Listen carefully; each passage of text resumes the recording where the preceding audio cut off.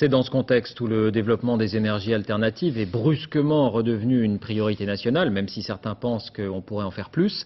C'est dans ce contexte donc que la région Provence-Alpes-Côte d'Azur a présenté son premier parc éolien. 25 machines de 75 mètres de hauteur, alignées sur plusieurs kilomètres pour prendre le Mistral et les vents du Sud à Port-Saint-Louis-du-Rhône en Camargue. Reportage Yannick Aroussi, Michel Comin.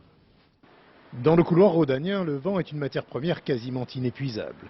Un carburant pour ces 25 éoliennes fraîchement installées à Port-Saint-Louis-du-Rhône. Puissance 20 MW, 50 fois moins qu'une tranche de centrale nucléaire, mais de quoi alimenter 60 000 personnes sans pollution. On parle beaucoup actuellement des difficultés à trouver du pétrole, donc on arrive à une pénurie de pétrole. Donc c'est vrai que les énergies renouvelables, de manière générale, ce sont des énergies qui sont inépuisables. Chaque éolienne de 75 mètres de hauteur coûte environ 1 million d'euros. Elle fonctionne entre 15 et 90 km/h de vent. L'investissement devrait être rentabilisé au bout d'une dizaine d'années.